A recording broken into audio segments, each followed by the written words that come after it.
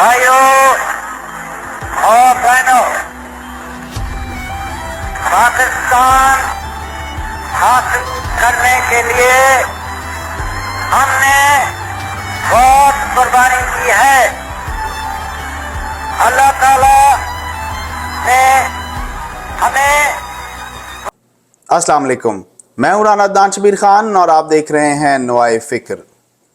جیسے کہ میں ہمیشہ کہتا ہوں کہ پاکستان اپنی پیدائش کے پہلے ہی دن سے اپنی بقا یعنی ایگزسٹنس کی جنگ لڑ رہا ہے۔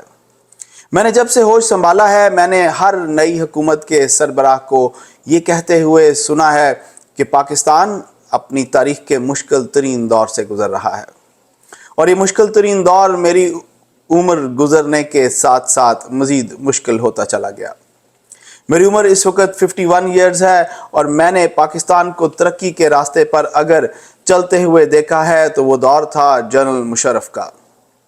مگر ان سیاستدانوں، افتخار چودھری جیسے ججوں اور وکیلوں نے مل کر بہت محنت سے جانوں کا نذرانہ دینے کے بعد پاکستان کی ترقی کو ریورس گیئر میں ڈال دیا، اور ایسا ریورس گیئر لگایا کہ دوبارہ پاکستان کی معیشت کی گاڑی ڈرائیو میں نہیں آ سکی۔ دنیا کی اسیسمنٹ ایجنسیز جو ہیں، ایویلیویٹنگ ایجنسیز، انہوں نے پاکستان کو N11 میں قرار دیا۔ N11 نیکسٹ 11، اور یہ نیکسٹ 11 وہ ممالک دنیا کے جو برک ممالک کے بعد، اور برک کون تھے؟ برازیل، رشیا، انڈیا، چائنا، برک۔ یہ چار تو پروگریسو اکانومیز، ڈائنامک اکانومیز۔ ان کے بعد پوری دنیا میں جو نیکسٹ 11 تھیں، ان میں پاکستان کا بھی شمار کیا گیا۔ جنرل مشرف کے جانے کے بعد 3 اسمبلیوں نے اپنی مدت کی، یعنی 15 سال پاکستان میں جمہوریت رہی، اور چوتھی اسمبلی اس وقت ایوان میں موجود ہے، اور پاکستان کو اب بھی یہ سیاستدان اور جج تباہی بربادی کی جانب لے کر جا رہے ہیں۔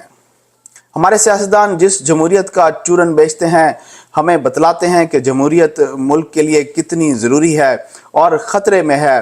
خود نہ تو وہ اپنی سیاسی جماعت اور نہ ہی اپنے رویوں میں کسی بھی قسم کا جمہوری عنصر پروان چڑھنے دیتے ہیں۔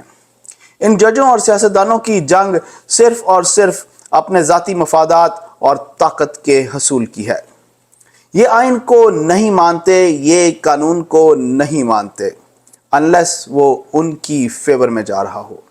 یہ عدالتوں اور اس کے فیصلوں کو نہیں مانتے انلیس وہ ان کی فیور میں جا رہا ہو۔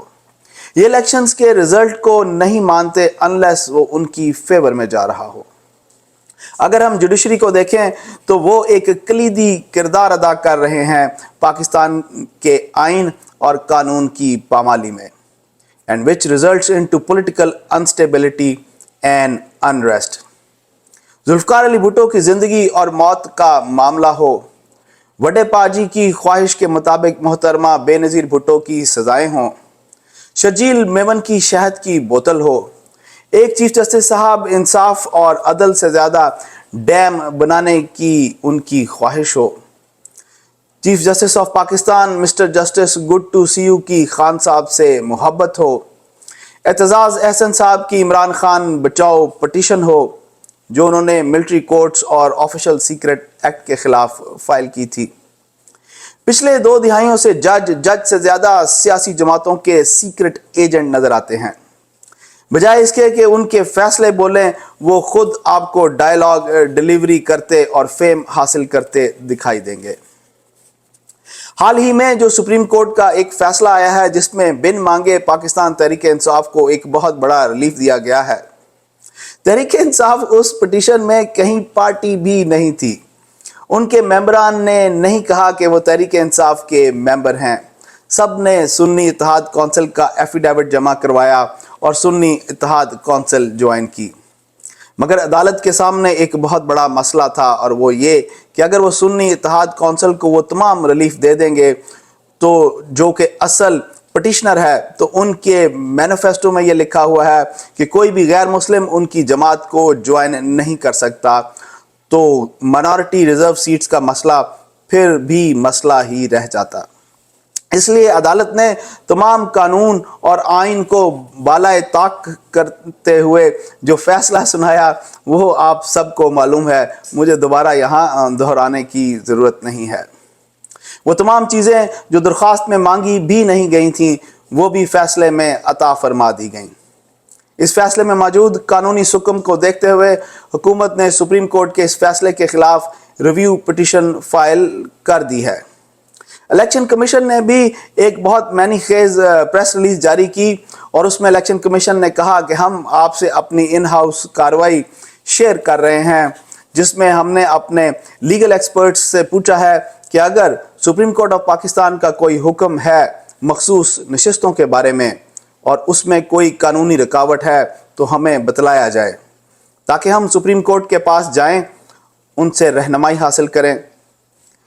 اسی دوران چیف منسٹر پنجاب مریم نواز شریف صاحب نے بھی اس فیصلے کے خلاف ایک دھواں دار تقریر کر ڈالی۔